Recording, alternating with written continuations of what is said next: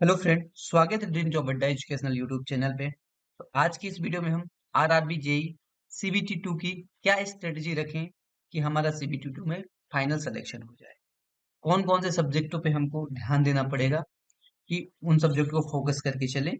आपका लगभग लगभग 2 महीना मान के चलिए और उससे कम समय भी मान सकते हैं कि आपका एग्जाम हो जाएगा। तो आपको प्लानिंग करके चलना ही पड़ेगा अभी से।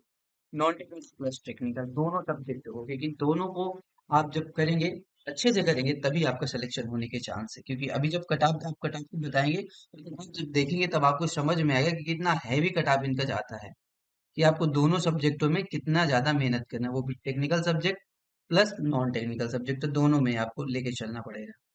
ठीक है।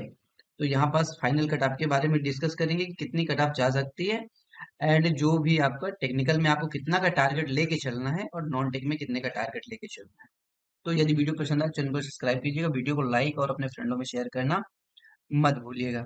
इसके साथ ही हम लोग क्या करना रहे हैं कि नॉन टेक प्लस टेक, ठीक है, नॉन टेक के 20 क्वेश्चन मोस्ट इंपोर्टेंट क्वेश्चन एक सीरीज ला रहे हैं। 1 या 2 दिन में ये सीरीज स्टार्ट हो जाएंगे और लगभग इनमें आपको 2000 क्वेश्चंस कंप्लीट कराए जाएंगे। 2000 प्लस क्वेश्चन हो सकते हैं जब तक एग्जाम नहीं होगा।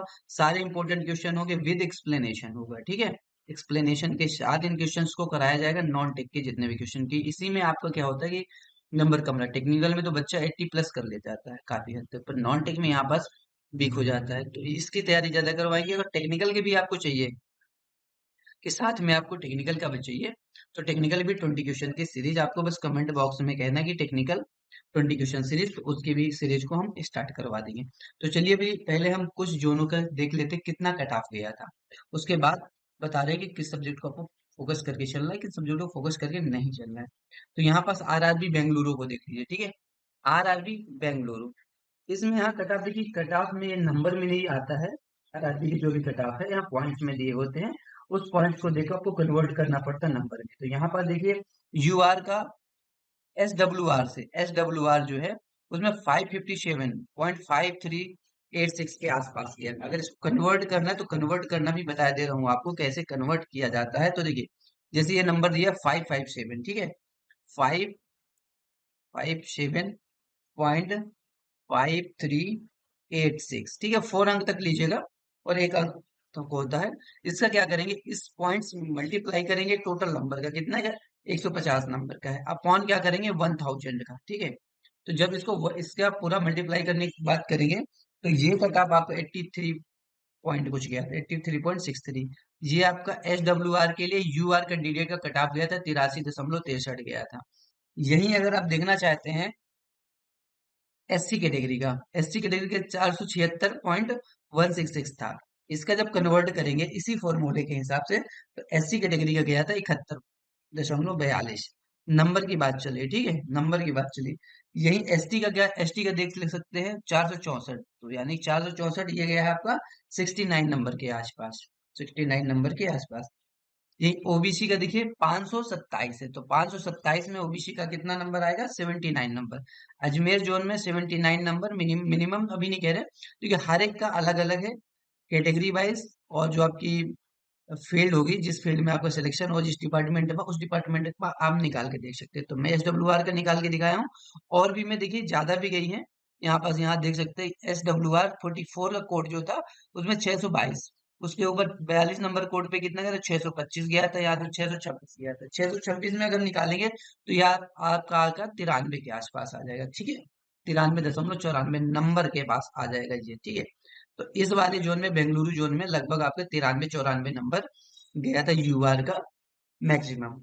देन और भी कैटेगरी आप देख सकते हैं, जैसे आरआरबी पटना। आरआरबी पटना में, एक मिनट थोड़ा इसका, ओके ठीक है, आरआरबी पटना की अगर बात करेंगे तो पटना में देखें, यहाँ पास ईसीआर का कोड नंबर फर्स्ट में 557 गया था। ठीक है, 557। एक काम करते हैं, इसका थोड़ा बड़ा जो मैक्सिमम गया है उसको देख ले, हाईएस्ट अधिक। तो हाईएस्ट यूआर का यहाँ पास गया है 635 के आसपास। ठीक है, तो यहाँ पास 635, ये 635 है। ठीक है, आरडब्ल्यूपी पे 69 नंबर कोड पे यह 635, 635 को जब कन्वर्ट किया जा रहा है तो यूआर कैंडिडेट का आपका जा रहा है 95.37, 95.37 के आसपास नंबर गया था यूआर कैंडिडेट का।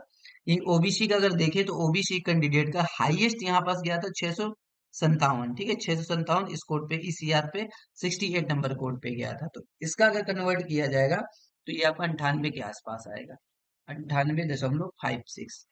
मैक्सिमम की बात कर रहे हैं तो यहाँ पास मैक्सिमम यूआर का 95 गया था, और ओबीसी का दूसरी कैटेगरी की बात करें तो उस कैटेगरी में ओबीसी गया था 98.56। ऐसे ही आप हर एक का देख सकते, कोई भी कैटेगरी होगी तो उस कैटेगरी का आप देख सकते हैं। यहाँ पर अजमेर का अगर देखना चाहते हो तो अजमेर में देखिए हाईएस्ट कट ऑफ नंबर किसका गया था, ये आपका गया था 662, ठीक है, 662 का अगर कन्वर्ट आप करेंगे तो आप 662 में अगर देखिएगा, हाँ ठीक है, 662, ये 665 गया था, ठीक है। यहाँ पास देखिए अगर हम 662 को कन्वर्ट करें तो ये आपको 99 पॉइंट के आसपास रहेगा, 35, 99.35 के आसपास नंबर के आसपास कट ऑफ रहेगा। तो इस चीज को आपको समझ में आ रहा है कि नंबर वेरी कर रहा है अलग अलग जोन में, अच्छे से वेरी कर रहा है, छोटा मोटा नहीं, कहाँ आपका 80 जा रहा है, 85 जा रहा है या 99 जा रहा है। तो हर एक जोन में डिफरेंट डिफरेंट, हर एक कैटेगरी के लिए, जिस कैटेगरी के लिए आप एलिजिबल होंगे उस हिसाब से आपका कट ऑफ जा रहा है। तो यहाँ पास और भी मैं थोड़ा दिखाई दे रहा हूँ आपको, खुद भी आप कन्वर्ट करके देख लीजिएगा, आपको बता दिया हो। तो ये चंडीगढ़ जोन का है, तो यहाँ से आप चंडीगढ़ जोन का देख सकते हैं। हर एक कैटेगरी का आप पॉज करके वीडियो को, मैं एक दो कैटेगरी को और बता दे रहा हूँ। तो यहाँ पर देखिए कोलकाता जोन का है, ये भी डेंजर जोन में रहता है, तो यहाँ पास कोलकाता जोन में भी आप देख सकते हैं। देन आपका देखिए ये भी कोलकाता जोन का ही है, कोलकाता जोन में काफी ज्यादा वैकेंसी थी, तो यहाँ पास आप देखिए कोलकाता जोन में हाईएस्ट कितना गया था, यहाँ पास देखिए आपके दिमाग ही चकरा जाएगा।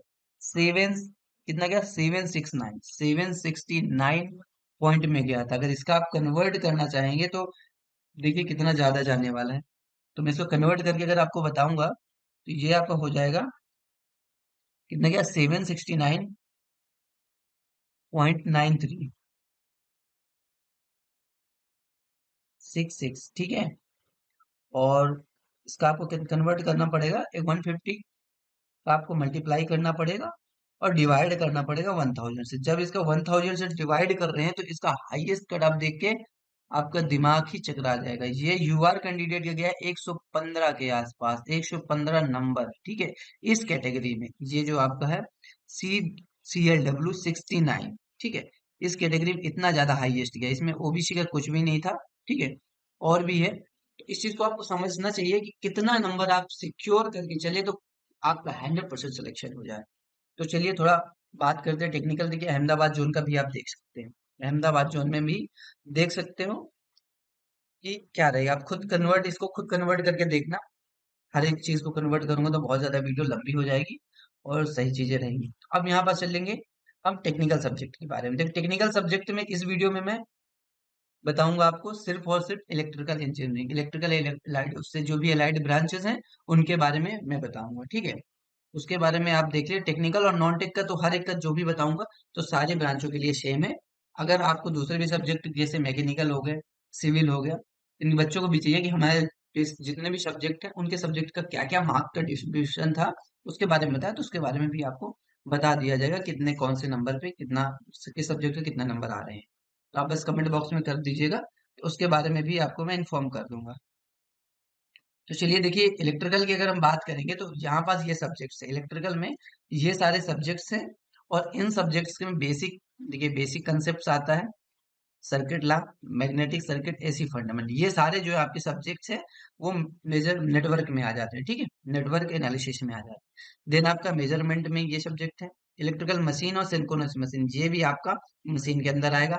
ये आपका पावर सिस्टम में आया, generation, transmission, distribution, power system का सब्जेक्ट है, utilisation, estimation and costing and basic electric. अब इनमें मार्क्स का क्या डिस्ट्रीब्यूशन है उसके बारे में बता देखिए, एग्जैक्ट मार्क्स बताना मुश्किल क्योंकि पेपर अलग अलग होते हैं, तो मार्क्स वेरी करते रहते नंबर, ठीक है। तो आप बेसिक कंसेप्ट का आप 4 से 5 क्वेश्चन मान के ही चलिएगा, 4 से 5 क्वेश्चन बेसिक कंसेप्ट के आते ही आते हैं। इस सर्किट लॉ की बात करेंगे तो यहाँ कम से कम 8 क्वेश्चन, कम से कम 8 क्वेश्चन सर्किट से आते हैं। मैग्नेटिक सर्किट से भी 5 से 6 क्वेश्चन ले सकते हैं। देन आप अगर ऐसी फंडामेंटल्स लेंगे तो इसमें काफी ज्यादा, सबसे ज्यादा बेटर लगभग लगभग ऐसी फंडामेंटल्स के अंदर 8 से 9 क्वेश्चन मान सकते हैं। तो ये आपका ये डिस्ट्रीब्यूशन देखिए, नेटवर्क एनालिसिस से कितने ज्यादा क्वेश्चन आ रहे हैं, सबसे ज्यादा बेटर नेटवर्क एनालिसिस का ही रहता है। देन आपका मशीन का रहता है। तो यहाँ पास आप, यहाँ पास देखना है किस सब्जेक्ट को कितना फोकस करके चलना है, ठीक है। ये अगर मेजरमेंट की बात की जाए, मेजरमेंट की, इससे क्वेश्चन आएंगे आपके लगभग लगभग 7 से 8 क्वेश्चन या 8 से 9 क्वेश्चन कर सकते हैं। 8 क्वेश्चन टू 9 क्वेश्चन आपका मेजरमेंट से आता है। ये भी आपका अच्छा सब्जेक्ट गेट। देन यहाँ पर सबसे सेकंड हाईएस्ट जो वेटेज होता है आपका मशीन। देखिए मशीन हो गया या फिर आपका नेटवर्क, इनमें से ही हाईएस्ट आता है। तो मशीन से भी बहुत ज्यादा क्वेश्चन है। इलेक्ट्रिकल मशीन में आप ले सकते हो, ट्रांसफार्मर भी आएगा, डीसी मशीन भी आएगा, इस चीज को याद रखिएगा, ठीक है। और तो इससे लगभग लगभग 17 क्वेश्चन आ रहे हैं, लगभग 17 क्वेश्चन। सिंक्रोनस मशीन जो होगी इससे आपके 6 क्वेश्चन के आसपास आ रहे हैं, ठीक है। यहाँ पास आप देखते जाइए। देन आपका generation transmission distribution, generation transmission distribution से आपका लगभग 20 से 22 क्वेश्चन, लगभग इसके 20 से 22 क्वेश्चन रहते हैं। देन यूटिलाइजेशन से आपके क्वेश्चन मान लीजिए 5 से 6 मान लीजिए, ये लगभग 5 से 6 से ज्यादा ही रहते हैं, 7 क्वेश्चन के आसपास है। और देन ये 8 क्वेश्चन के आसपास है। Estimation and costing and basic electronics 5 question, ठीक है। ये आपका वेटेज है। आप इसको देख के आप समझ में आ रहा है कि किस सब्जेक्ट को हमको कितना फोकस करना है। मशीन बिल्कुल छोड़ के नहीं जाना है। हालांकि छोड़ना आपको कोई भी सब्जेक्ट नहीं है, पर फोकस्ड करना है। किस सब्जेक्ट को ज्यादा फोकस करना है, इस चीज को दिमाग में रखना है। सिर्फ इलेक्ट्रिकल मशीन को बिल्कुल नहीं छोड़ना है, बेसिक कंसेप्ट जो है इसको भी नहीं। देन मेजरमेंट 8 से 9 क्वेश्चन, ट्रांसमिशन देख सकते हैं। ये 3 सब्जेक्ट अगर कोई बहुत ही अच्छे से कर लेगा तो यही आपको कम से कम 60 से 70 क्वेश्चन यही ले जाता है। 70 प्लस 75 के आसपास भी इसको मान सकते हैं, ठीक है। ये सब्जेक्ट जो 3 सब्जेक्ट से ही इतना ज्यादा वेटेज आ रहा है। बाकी सब्जेक्ट से देखिए यहाँ 10 एवरेज मान के चलो, ये 6, तो ये समझ लीजिए 20 से 25 क्वेश्चन आपका बाकियों से आ रहा है। और मेन जो आपको 75 के आसपास आपका ये मेन 3 सब्जेक्ट्स है। तो 3 सब्जेक्ट्स को आपको बहुत ही ज्यादा टारगेट में रखना है। और बाकी इनको भी पढ़ना है। छोड़ के तो आपको कोई भी सब्जेक्ट नहीं जाना है, इसको दिमाग में रखना है, ठीक है। छोड़ के कोई भी सब्जेक्ट को नहीं जाना। देन अब बात करते हैं इसकी नॉन टेक सिलेबस की। नॉन टेक्निकल में आपको 4 सब्जेक्ट्स आना है, सबको पता है। नॉन टेक में 50 क्वेश्चन आने वाले हैं। देन 50 क्वेश्चन में सबका वो पहले से पता हुआ कि किससे कौन से कितने क्वेश्चन आने हैं। जनरल अवेयरनेस है, 15 क्वेश्चन आने ही आने हैं, पहले से डिसाइड है।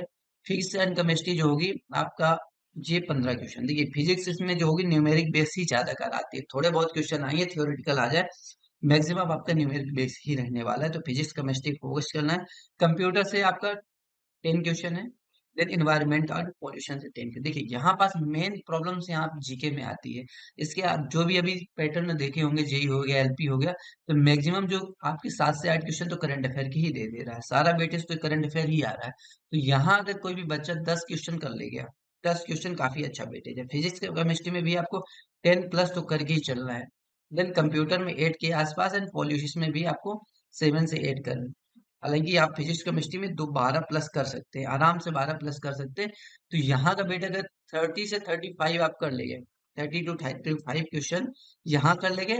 और टेक्निकल की बात करें, टेक में अगर आप 80 कर लेंगे, 80 प्लस, ठीक है, ये आपका अच्छा खासा वेटेज होने वाला है। अगर 80 प्लस कर ले तो 110 से 115, ठीक है, 110 से 115, ये आपका ऐसा स्कोर है कि आप किसी भी जोन में चले जाए, कितना भी डेंजर जोन हो, आपका 100% सिलेक्शन। सिलेक्शन तो आपका 85 में भी हो सकता है, ऐसा नहीं कि 85 नंबर में सिलेक्शन नहीं होगा, वो आपकी किस्मत के ऊपर है किस जोन से रिलेटेड है। हालांकि 100 के आसपास लगभग सारे जोनों का 100 के आसपास कटाव रहता है। पर कुछ जोनों का 110 से लेके 115 तक रहता है। तो आप टारगेट लेके चलिए 115 तक का।